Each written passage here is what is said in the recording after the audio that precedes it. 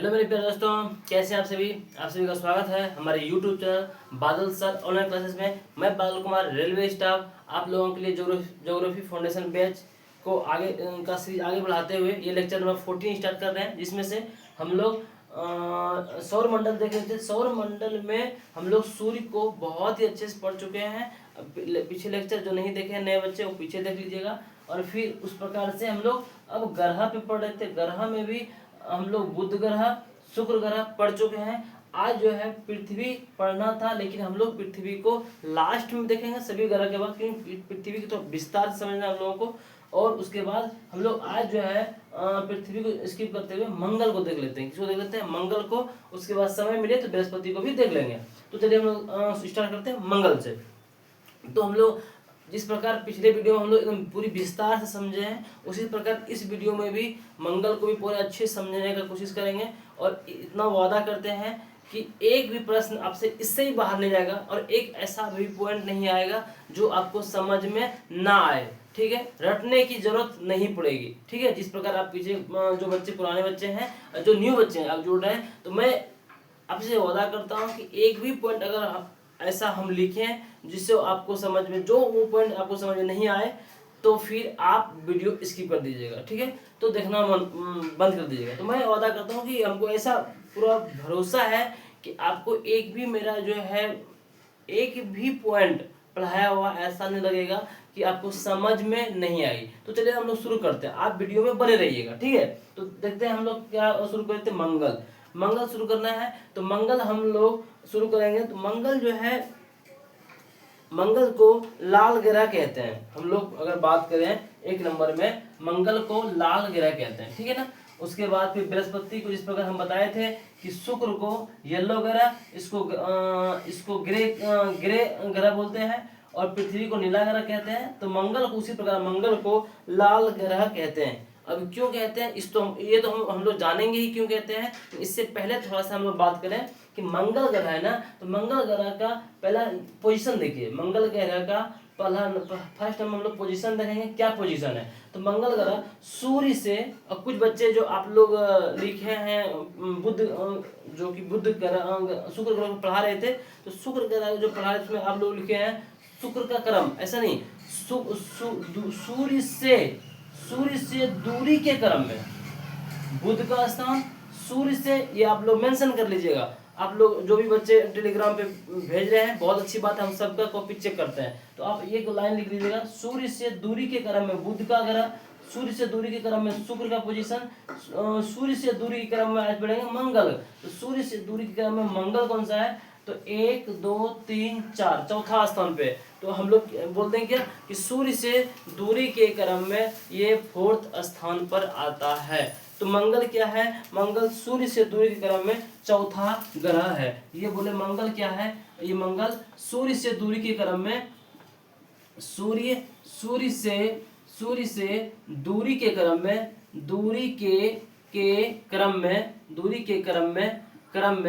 सूर्य से दूरी के क्रम में 4th नंबर का ग्रह है। 4th नंबर का ग्रह है। तो सूर्य से दूरी के क्रम में ये चौथा ग्रह है।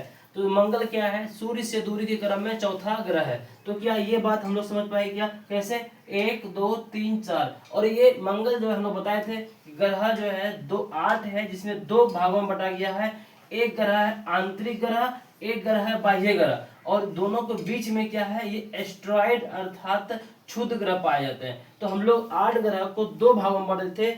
4 ग्रह को सूर्य के जो नजदीक ग्रह थे 4 ग्रह, उसको बोले थे आंतरिक ग्रह या पार्थिव ग्रह, और ये जो है 4 ग्रह लास्ट वाले ग्रह को बाह्य ग्रह बोले थे, या बृहस्पति ग्रह सबको बोलते हैं, तो नाम दिए थे। तो हम लोग बताइए मंगल किस ग्रह में आ रहा है? तो मंगल जो है, मंगल फर्स्ट नंबर, मंगल किस ग्रह में आ रहा है? तो मंगल जो है पार्थिव ग्रह, इसी का दूसरा नाम है आंतरिक ग्रह के अंदर में आ रहा है। सच में सच क्या समझ पाए क्या? मंगल क्या है? मंगल पार्थिव ग्रह के का हिस्सा है। मंगल किसका हिस्सा है? पार्थिव ग्रह का हिस्सा है। पार्थिव ग्रह पार्थिव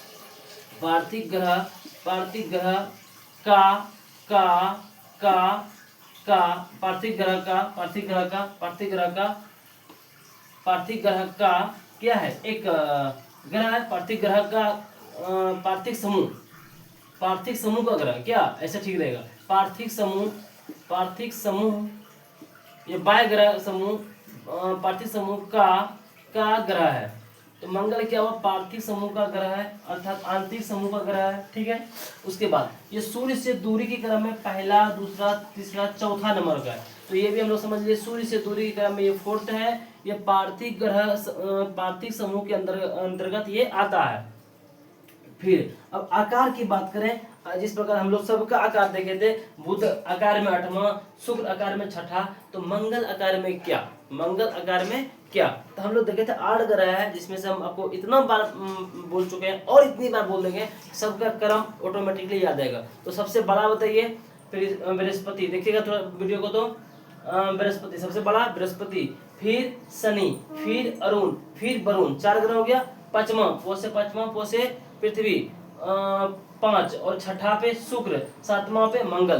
तो क्या हम लोगों को याद हो गया? क्या हम लोग लिख दें? क्या फर्स्ट ग्रह होता है, ये होता है फर्स्ट, ये सेकेंड बड़ा ग्रह, ये थर्ड, ये फोर्थ, और पृथ्वी फिफ्थ, और सिक्स्थ जो है हम लोग पढ़ चुके हैं शुक्र को। तो मंगल जो है 7th बड़ा ग्रह है, तो हम लोग पढ़ लिए 7th। और फिर ये बुध 8 बड़ा ग्रह है। तो हम लोग समझ पा रहे हैं क्या? समझ पा रहे हैं कि मंगल 7th बड़ा ग्रह है। तो आकार में मंगल 7वां बड़ा ग्रह है। ये बात आप समझ पा रहे हैं क्या? समझ पा रहे हैं क्या? क्या समझ पा रहे हैं क्या? हम क्या बोल रहे हैं कि मंगल जो है आकार में, मंगल जो है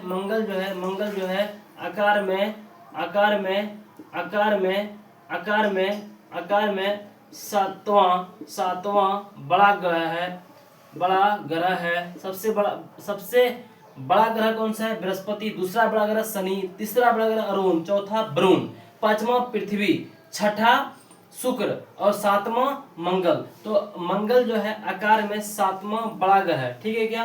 तो क्या ये बातें समझ पाए? हम जितना भी बताए, फर्स्ट नंबर ये बताए कि ये आकार में जो है, आकार में 7वां बड़ा ग्रह है, क्रम में सूर्य से दूरी के क्रम में चौथा बड़ा ग्रह है। 2 बातें। तीसरा नंबर, ये किस समूह में आता है? ये पार्थिव समूह में का ग्रह है, ये पार्थिव समूह का ग्रह है। 3 बातें। क्या ये 3 बातें आपको लगता है कि हम कहीं आपको रटाने की कोशिश कर रहे हैं? समझ पा रहे होंगे ना? क्या समझ पा रहे हैं क्या?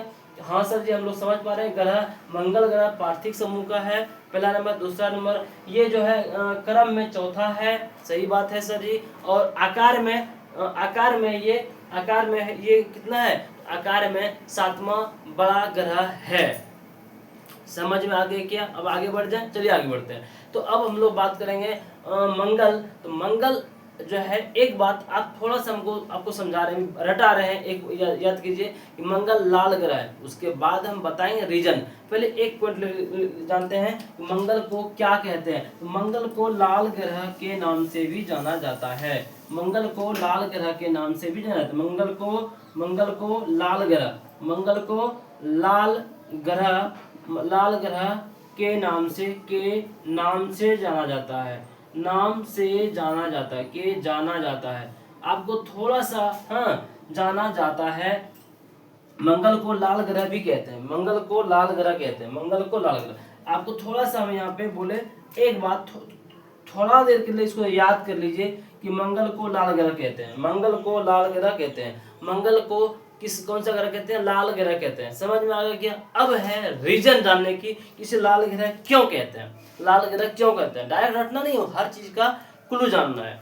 डायरेक्ट ये नहीं कि लाल ग्रह कहते हैं लिख लिए, नहीं। आपको हम हर एक पॉइंट पढ़ाएंगे, उसका क्लू बताएंगे क्यों कहते हैं। इसलिए हम आपको थोड़ा धीरे धीरे पढ़ाएंगे, लेकिन इस कदर पढ़ा देंगे कि एक भी ऐसा पॉइंट नहीं आएगा जो आपके समझ से परे रहेगी। ठीक है क्या मेरे प्यारे बच्चों? तो देखिए, तो मंगल को लाल ग्रह कहते हैं। आप समझ चुके हैं, ये जान चुके हैं। अब क्यों कहते हैं, इसका रीजन बताते हैं। मंगल ग्रह के पास इसमें आयरन ऑक्साइड की मात्रा पाया जाता है।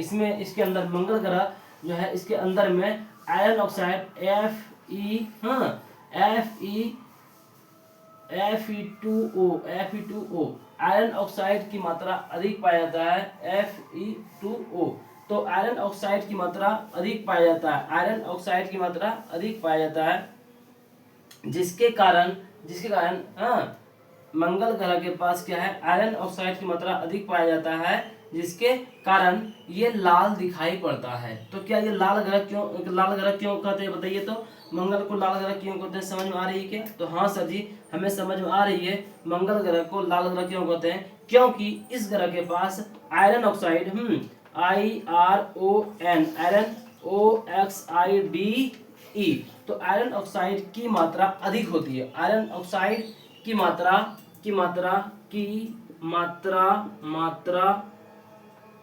तो आयरन ऑक्साइड, तो लाल ग्रह क्यों कहते हैं, मंगल को लाल ग्रह के नाम से जाना जाता है। क्यों जाना जाता है? क्योंकि इसके पास आयरन ऑक्साइड की मात्रा होती है।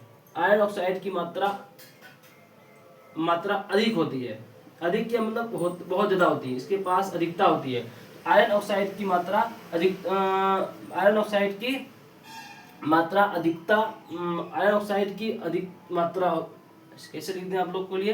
तो आयरन ऑक्साइड की अधिकता होती है, ऐसे लिख देते हैं, आयरन ऑक्साइड की अधिकता होती है। ये अच्छा वर्ड रहेगी, थोड़ा सा मात्रा अधिक होता है तो इससे अच्छा है। इसमें ये वर्ड आता कि इसमें आयरन ऑक्साइड की मात्रा अधिक होती का सेंस हो रहा था किसी और के पास भी आयरन ऑक्साइड पाया जाता है, जबकि किसी और के पास नहीं पाया जाता। इसलिए आयरन ऑक्साइड की अधिकता होती है, अधिकता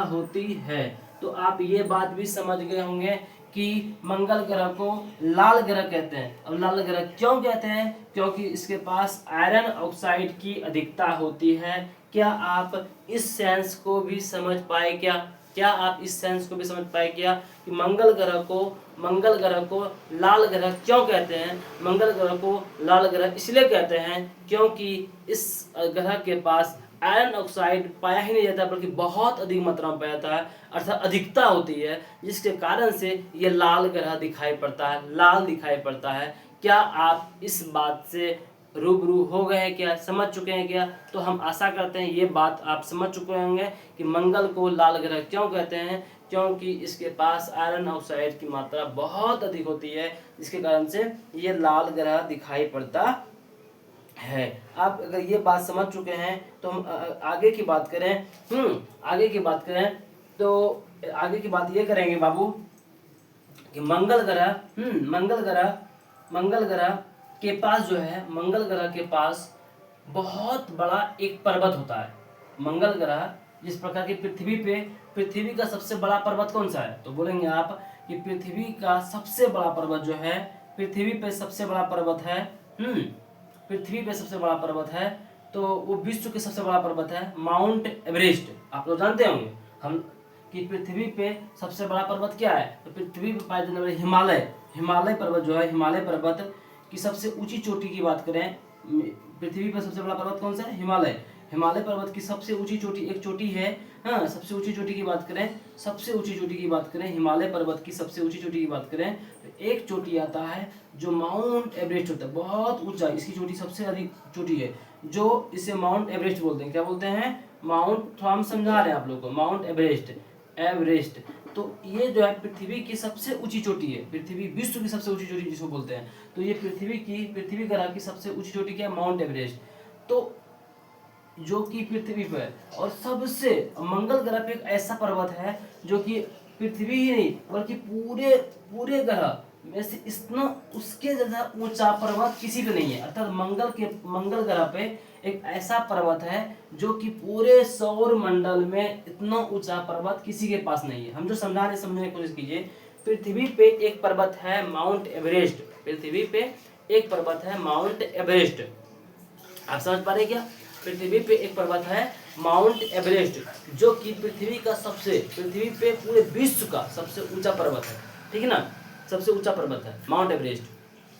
उसी प्रकार मंगल पे एक ऐसा पर्वत है, मंगल पर एक पर्वत है जो कि पृथ्वी, शुक्र, बुध, बृहस्पति, शनि, ये सब नहीं, बल्कि पूरे सौर मंडल की बात करें, पूरे सौर मंडल का सबसे ऊंचा पर्वत है, सबसे ऊंचा पर्वत। समझ आ गया क्या?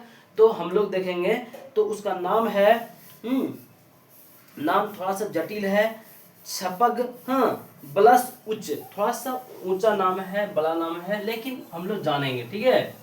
तो आपको इस तरह पूछेगा किस सौरमंडल के सबसे ऊंचा पर्वत का नाम बताएं। सौरमंडल का सबसे ऊंचा पर्वत का नाम, और ये भी पूछेगा किस ग्रह पे पाया जाता है। तो सौरमंडल का सबसे ऊंचा पर्वत मंगल पे पाया जाता है। पूरे सौरमंडल का सबसे ऊंचा पर्वत मंगल पे पाया जाता है। सौरमंडल का सबसे ऊंचा पर्वत मंगल पर पाया जाता है। हम लोग जानेंगे कि सौरमंडल का सबसे ऊंचा पर्वत, सौरमंडल सौरमंडल मंडल पूरे सौरमंडल का सबसे ऊंचा पर्वत की बात करें, तो पूरे सौरमंडल की सबसे ऊंचा पर्वत की बात करें, उसका नाम है छपग। थोड़ा सा बड़ा नाम होगा बाबू, छपग। हाँ, छपग बसल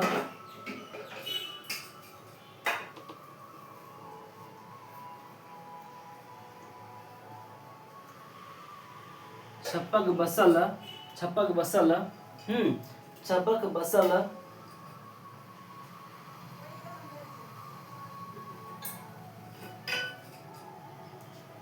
ऊंचप। इतना बड़ा नाम है, थोड़ा देखिएगा, तोड़ के पढ़ना है। छपग बसल उच्चप, इतना बड़ा पर्वत है, नाम भी बड़ा और इसका करने भी बड़ा, देखने में भी बड़ा। तो सौरमंडल का सबसे ऊंचा पर्वत छपक बसल उच्चप है। बहुत ऊंचा है, बहुत ज्यादा। कितना ऊंचा? 30,000 किलोमीटर ऊंचा है। सोच सकते हैं, 30,000 किलोमीटर ऊंचा है। तो इसीलिए पूरे सौरमंडल का सबसे ऊंचा पर्वत है। सौरमंडल का सबसे ऊंचा पर्वत छपक बसल, जो कहाँ पाया जाता है? जो मंगल पर स्थित है। जो मंगल पर स्थित है। जो मंगल पर स्थित है। मंगल पर स्थित है। क्या आप ये समझ चुके हैं क्या कि सौरमंडल का सबसे ऊंचा पर्वत मंगल पे पाया जाता है? इसका नाम है छपक बसल उच्चप। छपक बसल उच्चप। इसकी ऊंचाई कितनी है? हाँ, इसकी ऊंचाई 30,000 किलोमीटर है। तो इसकी ऊंचाई की बात करें, इस पर्वत की ऊंचाई की बात करें, इसकी छपग आधा बसल उच्चप की बात करें, उच्चप की बात करें की ऊंचाई कितना पता है आपको? 30,000 किलोमीटर। तो क्या आपको याद हो गई क्या कि इस जो है छपक बसल उच्चप, जो सौरमंडल का सबसे ऊंचा पर्वत है, इसकी ऊंचाई 30,000 किलोमीटर है। कितनी है? कि 30,000 किलोमीटर है। 30,000 किलोमीटर है। तो क्या आप ये बात भी समझ पाए क्या ये बात आप समझ पाएंगे क्या कि सौरमंडल का सबसे ऊंचा पर्वत मंगल ग्रह पे है? इसका नाम है छपक बसल उच्चप, जो 30,000 किलोमीटर ऊंचा है, जो कि पूरे सौरमंडल का सबसे ऊंचा पर्वत है। अर्थात हमारे जो माउंट एवरेस्ट है, पृथ्वी पे सबसे बड़ा ऊंचा पर्वत माउंट एवरेस्ट, उससे 3 गुना बड़ा है। उससे 3 गुना से भी अधिक बड़ा है। उससे 3 गुना से भी अधिक बड़ा है। कौन? तो इस 3 गुना से अधिक बड़ा कौन है? ये छपक बसल उच्चप पर्वत, जो कि हमारे कहाँ पे पाया जाता है? मंगल पर पाया जाता है। तो क्या ये बात समझ पाए क्या कि एक ऐसा पर्वत है मंगल पे जो बहुत ऊंचा है, वो थोड़ा बहुत नहीं बल्कि पूरे सौरमंडल का सबसे ऊंचा पर्वत है। उसके तुलना में कोई भी पर्वत नहीं है। इसकी ऊंचाई 30,000 किलोमीटर है। क्या आप इस साइंस को, इस बात को समझ चुके हैं? हम आशा करें कि आप समझ चुके हैं। उसके बाद हम और आगे देखेंगे, और आगे की बात करें तो सौरमंडल के पास 2 उपग्रह है। सौरमंडल सॉरी मंगल पढ़ रहे ना, मंगल के पास 2 उपग्रह है। अब उपग्रह क्या था तो हम बता रहे थे, उपग्रह जो ग्रह की परिक्रमा करे, चारों ओर परिक्रमा करे, उसे उपग्रह बोलते हैं। और बुध शुक्र के पास कोई उपग्रह नहीं था, क्योंकि सूर्य के नजदीक होने का इसे आकर्षित करके अपने में समाहित कर लिया था। अब पृथ्वी के पास एक उपग्रह है जो आपको पढ़ाएंगे, उसका नाम है चंद्रमा, हम लोग जानते हैं। अब मंगल के पास 2 उपग्रह है। मंगल के पास 2 उपग्रह है जो इसके चारों ओर परिक्रमा करते रहती है। मंगल के पास 2 उपग्रह, सॉरी यहाँ पे मंगल है। मंगल के पास 2 उपग्रह है, एक है फोबोस और एक है डिमोस। फोबोस, एक डिमोस, 2 उपग्रह। मंगल के पास 2 उपग्रह है, एक फोबोस, एक डिमोस। फोबोस और डिमोस। तो क्या इस बात को हम समझ सकते हैं क्या कि मंगल के पास कितने उपग्रह है? तो मंगल के पास 2 उपग्रह है, एक का नाम है फोबोस, एक का नाम है डिमोस। एक का नाम है फोबोस, एक का नाम डिमोस। तो बोलिए मंगल ग्रह के पास कितने उपग्रह है? तो मंगल ग्रह के पास 2 उपग्रह है, एक है फोबोस, एक है डिमोस। एक है फोबोस, एक है डिमोस। समझ पा रहे हैं क्या? मंगल ग्रह के पास कितने उपग्रह है? तो मंगल ग्रह के पास 2 उपग्रह है, एक है फोबोस, एक है डिमोस। और उसमें से सबसे छोटा उपग्रह है, एक है बड़ा फोबोस, उससे छोटा है डिमोस। और ये इतना छोटा है, इतना छोटा है कि सौर मंडल में जितना भी उपग्रह है सबसे छोटा है। क्या मेरी बातों को समझ पा रहे हैं क्या? हम ये बताना चाह रहे हैं आपको कि मंगल के पास 2 उपग्रह है, एक बड़ा है जो फोबोस है, उससे छोटा है डिमोस। डिमोस, फोबोस और डिमोस। और डिमोस इतना ही छोटा है, इतना छोटा है कि पूरे सौर मंडल में उससे छोटा कोई उपग्रह है ही नहीं। अर्थात पूरे सौर मंडल का सबसे छोटा उपग्रह की बात करें तो डिमोस है, जो मंगल के पे स्थित है। क्या ये बात को समझ पा रहे हैं क्या? आपको हम फिर से समझा रहे हैं, आप थोड़ा गौर कीजिएगा, माइंड को एक कंसंट्रेट कीजिएगा। अगर कुछ सोच रहे थे माइंड से, उसको हटा के मेरी बातों को एक्सेप्ट कीजिए, एग्री कीजिए, माइंड में एब्जॉर्ब कीजिए, दिमाग में अवशोषण कीजिए। ये सारी बातें, ये कंसेप्ट आपको कहीं ना कहीं पढ़ाएंगे। तो अभी हम बता रहे हैं, तो ये जो है अवशोषण करना मतलब दिमाग में खींच लेना, एब्जॉर्ब करना मतलब ये होता है दिमाग में संग्रहित कर लेना, ठीक है। दिमाग में घुसालना भी मतलब होता है दिमाग में एडजस्ट कर लेना। तो इस सारी बातों को तो हम लोग देखेंगे। ये सब केमिस्ट्री का वर्ड है, कुछ फिजिक्स का वर्ड होता है, तो सारे वर्ड आपको ये सब वर्ड घुमाते रहते हैं ताकि ये सारे वर्ड आपको एक समय जब हम पढ़ाएंगे उसमें दिक्कत ना हो, ठीक है। तो चलिए देखते हैं। अब ये मंगल है, तो मंगल के पास कितने उपग्रह? उपग्रह 2। मंगल के पास कितने उपग्रह? 2। कौन कौन सा? एक फोबोस, एक डिमोस। फोबोस बड़ा होता है, डिमोस छोटा होता है। और डिमोस इतना छोटा होता है कि पूरे सौर मंडल का सबसे छोटा उपग्रह मंगल के पास है। पूरे सौर मंडल का सबसे छोटा उपग्रह मंगल के पास है। क्या आप इस बातों को समझ गए? क्या आप इस बात को समझ गए? तो चलिए देखते हैं। तो हम लोग बोले कि मंगल के पास कितने उपग्रह? 2 उपग्रह। तो हम लोग यहाँ से लिखना शुरू करेंगे। मंगल के पास 2 उपग्रह है। मंगल के पास जो है, मंगल के पास 2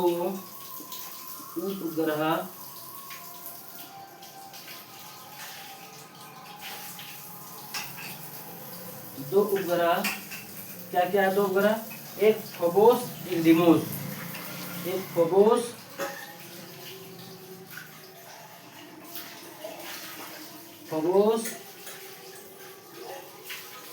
एक डिमोस।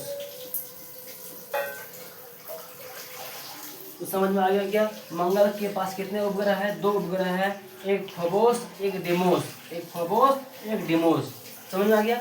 उसके बाद अब ये समझना है कि डिमोस मंगल का छोटा उपग्रह, और इतना छोटा है कि पूरे सौर मंडल का सबसे छोटा उपग्रह यही होता है। तो मंगल के पास कितना उपग्रह है? तो मंगल के पास 2 उपग्रह हो गया, एक फोबोस, एक डिमोस, ठीक है। तो अब डिमोस के बारे में पढ़ेंगे कि डिमोस पूरे सौर मंडल का सबसे छोटा उपग्रह है। डिमोस जो है सौर मंडल का सबसे छोटा उपग्रह है। तो डिमोस की बात करें, डिमोस जो है, डिमोस पूरे सौर मंडल का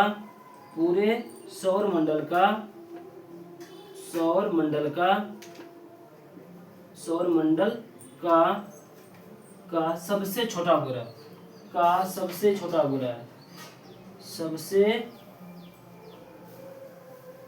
छोटा उपग्रह है। तो आप समझ गए क्या? डिमोस पूरे सौर मंडल का सबसे छोटा उपग्रह है। डिमोस जो है पूरे सौर मंडल का सबसे छोटा उपग्रह है। तो इस बात को अगर नहीं समझे हैं तो समझ लीजिए। पूरे सौर मंडल का सबसे छोटा उपग्रह डिमोस है। पूरे सौर मंडल का सबसे छोटा उपग्रह डिमोस है। नहीं दिख रहा है क्या? ये फोबोस डिमोस दिख गया है, उसके बाद ये नहीं। अच्छा कोई बात नहीं है। तो आपको हम पीछे के कैमरे मैन मेरे जो हैं वो बता रहे हैं कि फोबोस और डिमोस 2 दिख रहा है, लेकिन ये छोटा उपग्रह जो लिखे हैं ये नहीं दिख रहा है। तो आपको टेंशन नहीं लेना, तो हम यही बता रहे हैं आपको अभी कि डिमोस जो है, डिमेस हो गया कि हाँ डिमोस पूरे सौर मंडल का सबसे छोटा उपग्रह है। तो ये बात आपको एडजस्ट समझ में आ गई होगी कि जो है सौरमंडल मंगल के पास 2 उपग्रह है, एक फोबोस और एक डिमोस। फोबोस थोड़ा बड़ा है लेकिन डिमोस इतना छोटा है, इतना छोटा है कि पूरे सौरमंडल में उससे छोटा उपग्रह नहीं है। हाँ, और अब जब बृहस्पति पढ़ेंगे तो बताएंगे बृहस्पति के पास जो उपग्रह है वो सबसे बड़ा है। तो सबसे बड़ा उपग्रह बृहस्पति का है ज्ञानीमीड, ऐसे नाम करके है ज्ञानीमीड। लेकिन सबसे छोटा उपग्रह क्या है? सबसे छोटा उपग्रह डिमोस। समझ में आ गया ना? सबसे बड़ा उपग्रह की बात करें, सबसे बड़ा उपग्रह बृहस्पति पढ़ेंगे वहाँ बताएंगे ज्ञानीमीड। लेकिन अभी हम लोग पढ़ेंगे सबसे छोटा उपग्रह मंगल के पास है जो है डिमोस। ठीक है, सबसे बड़ा ग्रह बृहस्पति, उसका उपग्रह भी बड़ा है। ठीक है ना? तो हम लोग अभी फिलहाल पढ़ रहे हैं मंगल। तो मंगल के पास सबसे छोटा उपग्रह कौन सा है? डिमोस जो है मंगल के पास सबसे छोटा उपग्रह है। कुछ बातें हम लोग इधर एडजस्ट कर लेंगे। ठीक है, जैसे क्या बातें हैं तो कुछ बातें ये यहाँ से लिख लेंगे हम लोग। अब क्या बचा है कि अब है कि ये इसका ये जो है जिस प्रकार हम लोग जानते हैं पृथ्वी, बचपन से पढ़े होंगे, पृथ्वी अपने अक्ष पे कितना डिग्री झुकी हुई है। हम लोग जानते हैं पृथ्वी अपने अक्ष पे 23.5 डिग्री झुकी हुई है। पृथ्वी अपने अक्ष पे 23.5 डिग्री झुकी हुई है। और पृथ्वी अपने अक्ष पे 23.5 डिग्री झुके होने के कारण ही हमारे यहाँ पे ऋतु परिवर्तन होता है। पृथ्वी पे ऋतु परिवर्तन क्यों होता है? तो ऋतु परिवर्तन होता है पृथ्वी अपने अक्ष पे 23.5 डिग्री झुके होने के कारण ही हमारे 23 डिग्री या झुकी हुई है, अपने अक्ष पे झुकी होने के कारण ही वहाँ पे ऋतु परिवर्तन होता है। सेम उसी प्रकार मंगल भी अपने अक्ष पे झुकी हुई है। मंगल भी अपने अक्ष पे झुकी हुई है। और ये कितना झुकी हुई है तो बात करें, ये मंगल भी जो है, मंगल भी अपने अक्ष पे झुकी हुई है। और कितना झुकी हुई है? 25 डिग्री झुकी हुई है। मंगल अपने अक्ष पे कितना झुकी हुई है? 25 डिग्री झुकी है। तो मंगल अपने अक्ष पे कितना? मंगल अपने अक्ष पे मंगल अपने अक्ष पर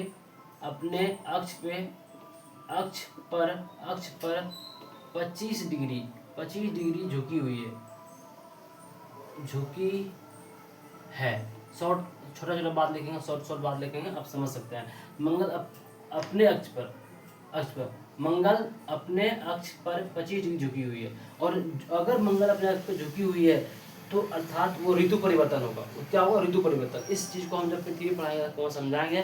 फिलहाल आपको यहाँ समझना है कि कोई भी ग्रह अपने अक्ष पे झुके होने के कारण वहाँ पर ऋतु परिवर्तन होता है। तो पृथ्वी अपने अक्ष पे 23.5 डिग्री झुकी हुई है, जिसके कारण वहाँ पर ऋतु परिवर्तन होता है। सेम उसी प्रकार मंगल भी अपने अक्ष पे झुकी हुई है और वहाँ पे ऋतु परिवर्तन होता है। अर्थात वहाँ ऋतु परिवर्तन मतलब ग्रीष्म ऋतु, शीत ऋतु, शरद ऋतु, बसंत ऋतु, ये सब ऋतु भी वहाँ पे ऋतु आती है। कहाँ पे? तो मंगल पे भी ऋतु परिवर्तन। इसका मतलब ये हुआ कि मंगल पे अगर ऋतु परिवर्तन हो रहा है तो मंगल पे जीवन यापन संभव है कि नहीं? तो हाँ बाबू, पृथ्वी के तरह एकमात्र ऐसा ग्रह है मंगल जहाँ पे जीवन यापन संभव है। अभी तक के मतलब खोज के अनुसार से मंगल पे जीवन यापन संभव है। समझ में आ गया क्या? तो मंगल पे जीवन यापन क्यों संभव है? क्योंकि वो अपने अक्ष पर क्या है, अपने अक्ष पर 25 डिग्री झुका हुआ है। अपने अक्ष पे 25 डिग्री झुका हुआ है। अब ये झुकी हुई है तो इससे क्या हुआ? इससे ऋतु परिवर्तन होगा। इससे क्या होगा? ऋतु परिवर्तन होगा। तो मंगल अपने अक्ष पे 25 डिग्री झुकी हुई है। अब क्या होगा? इससे क्या होगा? यहाँ पर ऋतु परिवर्तन होगी। यहाँ पे क्या होगी? यहाँ पे ऋतु परिवर्तन होगी। तो ऋतु परिवर्तन होती है। ऋतु परिवर्तन, ठीक है ना? ऋतु परिवर्तन होती है, ऋतु परिवर्तन होगी। तो हम लोग कैसे लिखेंगे इस बात को हम लोग ऐसे लिख लेंगे कि मंगल अपने अक्ष पर 25 डिग्री झुकी हुई है, जिसके कारण यहाँ पर भी ऋतु परिवर्तन होती है। इस बात को आप ऐसे लिख लेंगे। ठीक है ना? क्या बोले हम कि मंगल जो है, मंगल अपने अक्ष पे पृथ्वी के समान, ऐसा लिखिएगा। मंगल अपने अक्ष पर पृथ्वी के समान 25 डिग्री झुकी हुई है, जिसके कारण यहाँ पर भी ऋतु परिवर्तन होती है। यहाँ पर भी ऋतु परिवर्तन होती है। समझ में आ गया क्या? मंगल पर भी ऋतु परिवर्तन होती है। मंगल पर भी ऋतु परिवर्तन होती है। तो मंगल पर भी ऋतु परिवर्तन होती है। तो ये बात हम लोग समझ गए क्या? मंगल पर भी ऋतु परिवर्तन होती है। मंगल पर भी ऋतु परिवर्तन होती है। अब नेक्स्ट बात करें कि मंगल पे एक ज्वालामुखी है, एक ज्वालामुखी। ज्वालामुखी क्या होता है कि धरती के मतलब कि गर्भ से, और पहले हम लोग अपना ज्वालामुखी समझते हैं। ज्वालामुखी कैसे होता है? हमारा पृथ्वी है ना, पृथ्वी के अंदर में एकदम पूरा क्या लावा मैग्मा से भरा हुआ है, एकदम लाल तप तक वो धरती के अंदर में तथा गर्भ में। वो क्या होता है, कभी उसमें अधिक दबाव या किसी भूकंपीय के कारण वो ज्वालामुखी फट के बाहर आ जाता है। हाँ, ज्वालामुखी फट के बाहर आ जाता है। तो उसी प्रकार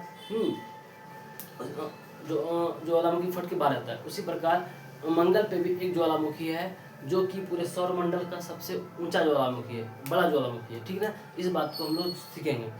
जिस प्रकार हम लोग पर्वत देखे, एक पर्वत था मंगल पे जो कि बहुत ऊंचा है, इतना ऊंचा है कि पूरे सौर मंडल का सबसे ऊंचा जो है पर्वत है, अर्थात 30,000 किलोमीटर है। उसी प्रकार एक मंगल पे क्या है, तो मंगल पे एक ज्वालामुखी है, मंगल पे एक ज्वालामुखी है, उसका नाम क्या है, ओलंपस मोनस। ओलंपस मोनस जो है एक ज्वालामुखी है। इसके हम लोग क्या करेंगे, सिर्फ नाम ले आप लिख लेंगे। क्या नाम है? मंगल पे एक ज्वालामुखी है, मंगल पे ज्वालामुखी है, ज्वालामुखी है। इसका नाम क्या है? मंगल पे जो ज्वालामुखी है उसका नाम, वो क्या आपको सब दिख रहा है क्या? हाँ, आपको अंदाज करते हैं दिख रहा होगा, नहीं दिखेगा तो हम फिर मिटा के लिख लेंगे, फिलहाल हम लिख देते हैं। तो मंगल पे जो है एक ज्वालामुखी है, इसका नाम है ओलंपस। Olympus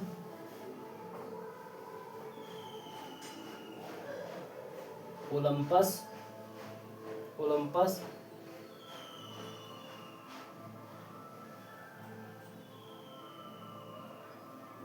Mons. ठीक है, ये हुआ। तो ओलंपस मॉन्स नाम का, ओलंपस मॉन्स नाम का एक ज्वालामुखी है, जो कि पूरे सौर मंडल का सबसे बड़ा ज्वालामुखी है। पहले नंबर ये जान लिए कि सौर मंडल पे एक ज्वालामुखी है, मंगल पे एक ज्वालामुखी है। ये ज्वालामुखी का क्या नाम है? Olympus Mons. ये क्या है? पूरे सौर मंडल का सबसे बड़ा ज्वालामुखी। ये सबसे बड़ा, कितना बड़ा? तो सौर मंडल का सबसे बड़ा। ये बड़ा तो है, लेकिन कितना बड़ा है ये ज्वालामुखी? कितना बड़ा है? तो सौर मंडल का सबसे बड़ा ज्वालामुखी है। कितना, ये क्या है ज्वालामुखी? इसकी विशेषता क्या है? सबसे बड़ा ज्वालामुखी है ये। क्या ये बात उसमें आ रही है क्या? तो हम एक बार चेक कर लेंगे बाबू, ये बातें उसमें आ रही है या नहीं आ रही है। हाँ, ओलंपस मॉन्स आ चुकी है, सबसे बड़ा ज्वालामुखी। ठीक है, बहुत अच्छा, आ चुकी है। तो हम लोग ठीक है, हम लोग आगे देखते हैं। तो ओलंपस मॉन्स नाम का जो ज्वालामुखी है, ओलंपस मॉन्स नाम का जो ज्वालामुखी है, सबसे बड़ा ज्वालामुखी है। ओलंपस मॉन्स नाम का, अर्थात सौर मंडल में सबसे बड़ा ज्वालामुखी कहाँ पे है? मंगल पे। सौर मंडल का सबसे बड़ा पर्वत कहाँ पे है? मंगल पे। समझिए, सौर मंडल का सबसे छोटा उपग्रह कहाँ पे है? मंगल पे। ये तीन बातें बहुत इंपॉर्टेंट रखता है। एक ये बोले सौर मंडल का सबसे छोटा उपग्रह, ये बहुत इंपॉर्टेंट रखता है बाबू। सबसे छोटा डिमोस। उसके बाद सौर मंडल का सबसे बड़ा ऊंचा पर्वत छपांग प्लस ऊंचम, ये जो है सबसे ऊंचा पर्वत है। ये भी बहुत इंपॉर्टेंट बात है। और तीसरा इंपॉर्टेंट बात, ये बहुत इंपॉर्टेंट तीन बातें रखता है। सबसे बड़ा ज्वालामुखी, सौर मंडल का सबसे बड़ा ज्वालामुखी क्या है? तो ओलंपस मॉन्स है। तो मॉन्स है जो कि पूरे सौर मंडल का सबसे बड़ा ज्वालामुखी है। पूरे सौर मंडल का सबसे बड़ा ज्वालामुखी क्या है? तो पूरे सौर मंडल का सबसे बड़ा ज्वालामुखी ओलंपस मॉन्स है। ओलंपस मॉन्स है जो कि पूरे सौर मंडल का सबसे ऊंचा ज्वालामुखी है। क्या आप ये समझ गए क्या? पूरे सौर मंडल का सबसे ऊंचा ज्वालामुखी क्या है? ओलंपस मॉन्स है। बड़ा, पूरे सौर मंडल का सबसे बड़ा ज्वालामुखी ओलंपस मॉन्स है, जो कि मंगल पर स्थित है। सौर मंडल का सबसे छोटा उपग्रह कौन सा है? डिमोस है, मंगल पे। सौर मंडल का सबसे ऊंचा पर्वत कौन सा है? तो छप्पंग प्लस ऊंचम। ठीक ना, ये सबसे ऊंचा पर्वत है। तो ये तीन बातें आपको याद करनी है। और ये समझिए पूरे सौर मंडल का, इस पूरे सौर मंडल से तुलना हो रही है मंगल पे। मंगल लाल दिखता है क्योंकि यहाँ पे आयरन ऑक्साइड की अधिकता है, आयरन ऑक्साइड की अधिकता होने के कारण मंगल लाल दिखता है। ठीक है ना, मंगल जो है क्रम से, सूर्य से दूरी से क्रम, सिर्फ क्रम नहीं लिखना है, सूर्य से दूरी से क्रम से चौथा नंबर पे है, और ये आकार में 7वां बड़ा ग्रह है। इसके पास क्या है, 2 उपग्रह है, फोबोस, डिमोस।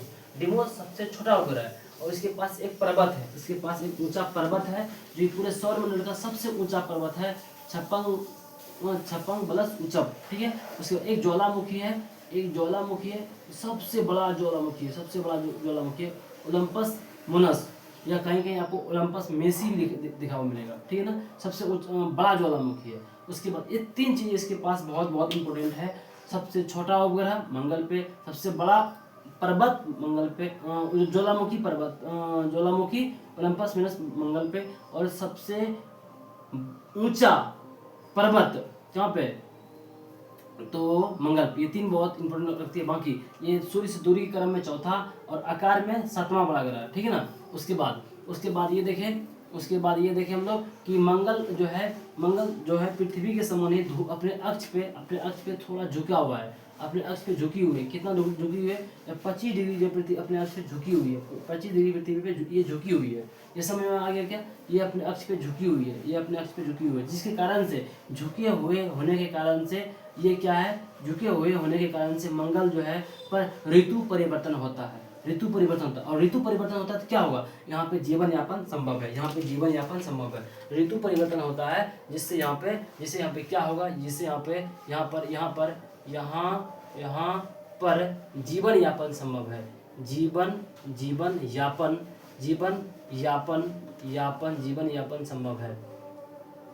यापन संभव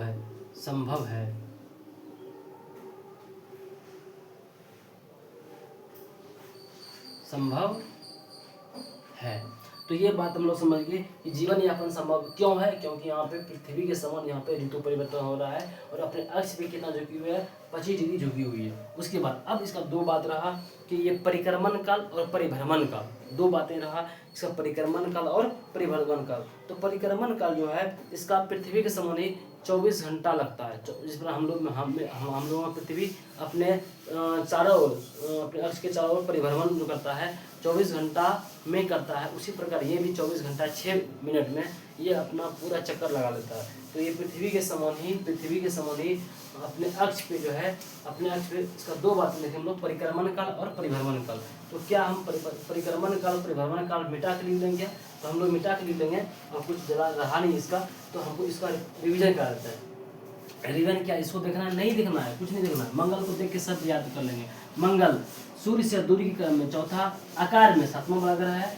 उसके बाद दूसरा बात ये समझने के बाद अब लिख समझेंगे कि मंगल जो है, मंगल के पास 2 उपग्रह, एक फोबोस एक डिमोस उपग्रह है, ठीक है क्या, हाँ। डिमोस उपग्रह जो है सबसे छोटा उपग्रह है और इतना छोटा है कि पूरे सौर मंडल का सबसे छोटा उपग्रह कौन सा है, डिमोस है। ये बात भी समझ में आ गई होगी आपको। तब अब नेक्स्ट देखते हैं, मंगल के पास सबसे ऊंचा पर्वत है, क्या नाम है, तो नाम है इसका सबसे ऊंचा पर्वत, क्या है नाम है, तो छप्पक प्लस उचप, बहुत ऊंचा पर्वत है। ये कितना ऊंचा है, 30,000 किलोमीटर ऊंचा है, जो कि पूरे सौर मंडल का सबसे ऊंचा पर्वत है। और अगर तुलना करें पृथ्वी का, तो पृथ्वी के पास माउंट एवरेस्ट है, उससे 3 गुना से भी ज़्यादा ऊंचा है, 3 गुना से भी ज़्यादा ऊंचा है। जो पृथ्वी पे माउंट एवरेस्ट सबसे ऊंचा है, उससे भी 3 गुना से ज़्यादा ऊंचा कौन सा है, तो यही ऊंचा कौन सा है, हमारे मंगल पर 56 प्लस उचप। उसके बाद फिर मंगल पर ही सबसे बड़ा ज्वालामुखी है, उसको ज्वालामुखी का नाम क्या है, ओलंपस मेसी, ठीक है ना।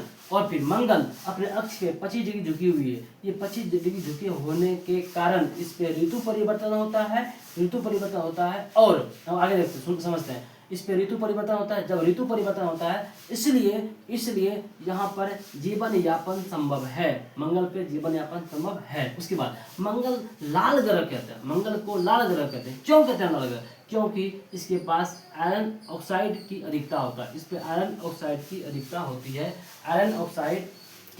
होती है। क्या आप इतनी बातें समझ में आ गई क्या, दूरी के क्रम में। और फिर ये मंगल जो है किसके श्रेणी में आता है, तो पार्थिव समूह या पार्थिव ग्रह के समूह में आता है। तो ये भी आप समझ गए क्या। अब 2 बातें रहा इसका, परिक्रमण काल और परिभ्रमण काल। तो इसका परिक्रमण काल जो होता है और परिभ्रमण काल की बात करें तो हम लोग बगल में थोड़ा सा लिख देते हैं। इसका जो परिभ्रमण काल होता है, अर्थात अपने अक्ष के चारों ओर घूमना परिभ्रमण काल होता है, जो कि 24 घंटे 6 मिनट का होता है, तो पृथ्वी के लगभग बराबर होता है। अर्थात इस पर मतलब कि 12 घंटा 3 मिनट का दिन होता है, 12 घंटा 3 मिनट का रात होता है, ठीक है ना। और फिर परिभ्रमण काल जो होता है 687 दिन, अर्थात एक साल जो होता है, हम लोग का एक साल 365 दिन का होता है, लेकिन इसका एक साल 687 दिन का होता है। इसको बोलते हैं परिक्रमण काल। क्या आपको ये सब बातें समझ में दिख रहा है? क्या ये बातें दिख रही है? क्या दो बातें, परिक्रमण काल और परिभ्रमण काल, परिक्रमण काल परिभ्रमण काल, परिक्रमण काल परिभ्रमण काल। तो हम लोग यहाँ पे समझ लेते हैं कि मंगल का परिक्रमण काल क्या है और परिभ्रमण काल क्या है। मंगल जो है अपने अक्ष पे जो है, अर्थात अपने अक्ष पे, हाँ, तो अब आपको बताए थे सारा ग्रह जो है, सारा ग्रह कहाँ से, तो सारा ग्रह जो है पश्चिम से पूर्व की ओर परिक्रमण करता है, पश्चिम से पूर्व की ओर परिक्रमण करता है। लेकिन दो, ये वाला और ये वाला को छोड़ के सभी ग्रह जो है पश्चिम से पूर्व की ओर परिक्रमण करता है, पश्चिम से पूर्व की ओर परिक्रमण करता है, इसे उल्टा परिक्रमण करता है, अर्थात पश्चिम से पूर्व की ओर परिक्रमण करता है। पश्चिम से पूर्व की ओर परिक्रमण करेगा तो सूर्य उदय किधर होगा? पूरब में होगा। पृथ्वी पे सूर्य उदय पूरब में होता है, मंगल पे भी पूरब में, इसमें भी मंगल, इस पे बृहस्पति पे भी पूरब में। क्यों? ये पश्चिम से पूर्व की ओर परिक्रमण करता है, पहला नंबर। दूसरी बात ये देखेंगे हम लोग, मंगल ग्रह के पास, मंगल ग्रह के का परिक्रमण काल कितना हो गया? 687 दिन का होता है। परिक्रमण काल 600, अर्थात ये हुआ इसका एक साल 687 दिन का होता है। मंगल का परिक्रमण काल सूर्य के चारों ओर घूमता है, ये 687 दिन का होता है। इससे ये साबित होता है कि एक दिन एक जो होता है, एक साल 687 दिन का होता है। लेकिन अपने अक्ष पे ये 24 घंटा 6 मिनट है, 24 घंटा 6 मिनट, 24 घंटा 6 मिनट में घूमता है, 24 घंटा 6 मिनट में घूमता है, 24 घंटा 6 मिनट में घूमता है। अर्थात पृथ्वी की तरह यहाँ पे भी दिन रात होती है और 12 घंटा 3 मिनट का होता है। तो समझ में आप आ पा रहे हैं कि परिक्रमण काल 687 दिन का, और परिभ्रमण काल 24 घंटा 6 मिनट का। लगभग पृथ्वी के लगभग समान देख रहे हैं सब कुछ क्या? हाँ, इसीलिए यहाँ पे जीवन यापन भी संभव है। इस प्रकार हम लोग आज मंगल को समझ पाए। तो क्या आप समझ पाए? अगर रियल में आप समझ पाए तो आप लोग फीडबैक नहीं देते, कमेंट में बताते नहीं हैं कि हम हाँ सर समझ पाए। कुछ ही बच्चे हैं जो बताते हैं, तो आप भी अपने कमेंट में बताएंगे कि देखते तो बहुत बच्चे देखते हैं, लगभग अपना वीडियो 50-60 बच्चे रेगुलर क्लास करते हैं। हर वीडियो को थोड़ा लेट हो जाता है, जिसके कारण से वो बच्चे नहीं देख पाते हैं। तो फिलहाल अभी इतना बच्चे देख रहे हैं, आप लोग का प्यार रहे तो हम तो अपना पूरा एफर्ट आपको पढ़ाने में लगा देंगे ताकि आपको समझा पाए। अगर कुछ पॉइंट नहीं भी समझ में आता है तो कमेंट नहीं करते हैं कि क्या समझ में नहीं आया, तो इससे हमें ये लगता है कि आपको पूरा समझा चुके हैं। अगर कमेंट में अभी तक कोई प्रश्न नहीं पूछा जाता है तो वो लगता है पूरा समझा चुके हैं। पहला नंबर। दूसरा नंबर ये कि हाँ, दूसरा नंबर आपको अगर समझ में आ जाता है तो कमेंट में बताइए कहाँ से समझ में आ चुकी है, अच्छा लगा, ठीक है। उसके साथ एक क्वेश्चन आपसे रहेगा, एक क्वेश्चन आपसे ये बोलेंगे कि आप कमेंट सेक्शन में बताएंगे कि कौन सा ग्रह किस ग्रह का तापांतर सबसे अधिक होता है, किस ग्रह का तापांतर सबसे अधिक होता है, कमेंट में बताएंगे। और अगर आप रीजन जानते हैं कि तापांतरण क्यों अधिक होता है तो वो भी आप कमेंट में बताइए, किस ग्रह का तापांतरण सबसे अधिक होता है, ये कमेंट सेक्शन में आप इसको बताएंगे कि किस ग्रह का तापांतरण सबसे अधिक होता है। ये एक क्वेश्चन आप लोगों के लिए रहा। बाकी आपको क्लास कैसा लगा आप उसके लिए ज़रूर आप फीडबैक देंगे। थैंक यू दोस्तों।